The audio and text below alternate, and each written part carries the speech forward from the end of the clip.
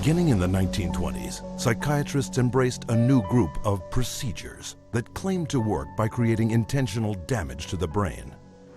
Manfred Sackel had this notion that he could kill just the bad brain cells, that somehow we have good brain cells, we have bad brain cells. So if you give people enough insulin, you kill those bad brain cells, and if the person survived this epilepsy, they would be better off for it. Despite severe convulsions and an insulin shock death rate of 5%, Sackel pointed to his patient's childlike state and declared his treatment a success.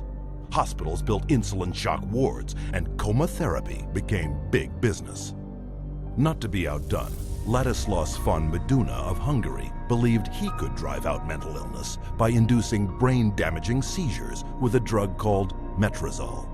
He noticed his epileptics had no mental health problems, and his mental health patients, his psychiatric patients, seemed to have no epilepsy, and so he thought doing one would obviate the other. The theory was that epilepsy and schizophrenia couldn't coexist in the same brain, and that if epilepsy was induced, that a seizure was caused, it would, quote, drive out the schizophrenia. There's no scientific basis for this whatsoever. Metrazole was fast and lucrative. In a morning, a single psychiatrist could chemically shock 50 patients into a docile and manageable state. By 1939, metrazole was so popular with psychiatrists and staff, it was used in 70% of American hospitals and in almost every other country in the world. The financial success of insulin and metrazole sparked the development of an even more profitable method of inducing brain-damaging convulsions. How is electric shock therapy done? We use these electrodes. We place them on the patient's head like this. And then by means of this machine, we pass a controlled electric current through the brain, just for a fraction of a second. The patient doesn't feel it. The story behind this miracle cure began in a Roman slaughterhouse. In Italy, in 1938, two Italian psychiatrists decided to observe that before slaughtering pigs, in order to make the pigs more docile, they would apply electrodes to their temples that were hooked up to wall current, and that this stunned the pigs, but it didn't kill them, and they could then slaughter them. Well, this gave them the encouragement to try inducing convulsions with electricity.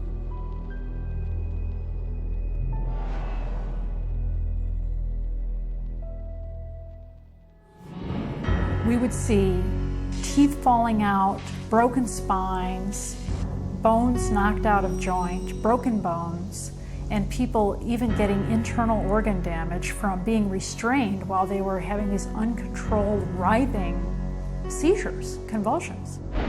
Many patients have been returned to their homes and jobs who might still be here if it were not for this helpful form of treatment.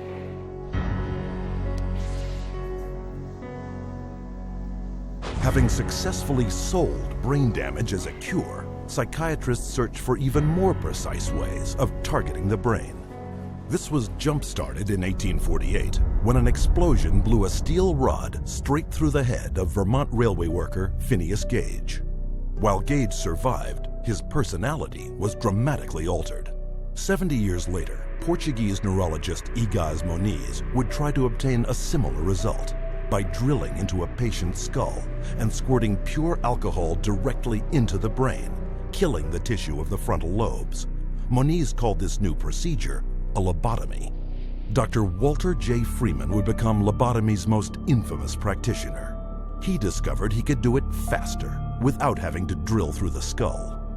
There was no anesthesia, and he would just lift up the eye and stick nothing more than an ice pick right into the brain, right under the orbital bone, and then just rake the thing back and forth until he was satisfied that he had caused enough disruption of brain tissue, and then pull it out. Freeman traveled the country in his lobotomobile, hacking apart his patients' brains on stage, or sometimes right there in the vehicle. And he would pull up and offer lobotomies to people, get referrals from the local doctors, or sometimes people didn't even go through doctors. They'd go right to the lobotomobile, and he would just do the brain-damaging procedure right there. By the time his surgical privileges were revoked after his last patient died on the operating table, Freeman had performed or supervised over 3,500 lobotomies, more than 25% of which, by his own admission, left his patients in a vegetative state. They lobotomized 1 million people in the 40s and the 50s and beginning of the 60s until they came to the conclusion that this was a destructive treatment. But though the stories of miraculous cures were soon exposed as brain-damaging frauds, psychiatrists kept one step ahead, inventing new forms of psychosurgery, passed off as medical advances. I completely shuddered from head to toe. And that's what I heard in my head when he drilled something in my brain. Northwest, actually, of the centre hole. I'm sorry I had to do that. Yeah, why did you have to do that? I went, oh, funny, and Did you? my head all shook inside. Oh dear. Oh, my head shook inside. Yes, all right. Everything shook, my eyes, everything, my teeth. Oh, that's wrong. That was grievous bodily harm done to my brain. And nobody has the right anyway to play God with somebody's brain. The whole operation took about 8.5 hours, and they kept me awake for every second of it. And I remember every second of it. And I still remember it to this day because I have this operation every day of my life. Whether I like it or not, I have it. Psychiatrists still tout the benefits of psychosurgery, a treatment that earns them $3.1 million annually. But in the wake of lobotomy's tarnished reputation, psychiatrists were quick to push electroshock back into the spotlight. Renaming it electroconvulsive therapy, they now give patients anesthetics to squash their screams and paralyzing agents to avoid watching the writhing of agony. The main misconception that people have about ECT is that it's new and improved. The new and improved refers strictly to these cosmetic improvements because, in fact, they make it easier on the witnesses. The person isn't shaking all over the table. They're paralyzed now. It isn't new, it isn't improved, it is worse. Every 10 years or so, there tends to be, first of all, a denial that it causes any harm.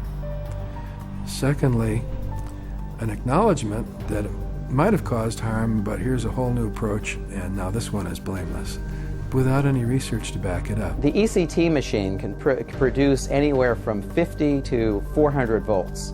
It's the kind of energy that we use for industrial machinery that might be in a steel mill or a printing press, some large piece of machinery. It's an extraordinary amount of energy, and it causes a great deal of damage.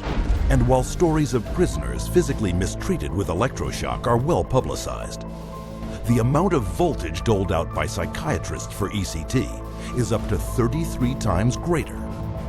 And that damage is most often targeted at the most vulnerable. 2/3 of those who receive electroshock are women, given such diagnoses as premenstrual syndrome, menopausal disorder, or postpartum depression. Half of electroshock patients are elderly. Once they become eligible for government health care at age 65, twice as many American seniors receive ECT than at age 64. And what does this all add up to? 100,000 dead, and countless others so brain damaged they have no hope of ever recovering a normal life. For a total of $12 worth of electricity, psychiatrists in the United States alone rake in $1.2 billion. But the next miracle cure psychiatrists added to their arsenal made them more money than ever before.